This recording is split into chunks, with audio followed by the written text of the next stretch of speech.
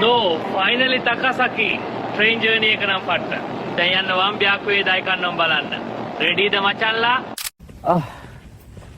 Takasaki station එකෙන් දෙන් ගොඩක් දුරට ආවා. දැන් යනවා කන්නොන් යම එක පත්තාට. මේ රූට් එක නම් පොඩි එකක් වගේ. අදෝ බලපංකෝ මචල්ලා. අපේ දයිකන්නොන් ස්ටැචු එක. My goodness මේක නම් පත්ත අතල් පත්ත සයිස් පත්ත ලස්සන. ලං වෙනකොට නම් හොදාතම තේරෙනවා මේක සයිස් එකක්. මේ මොකක්ද මචන්? මේක නම් මරම peaceful feeling එකක් දෙනවා. බලපංකෝ මේක details. මට කිය ගන්න බෑ මේක feeling එක. මේ දයකන්නොන් ස්ටැචු එක piece එකට symbol එකක් වගේ.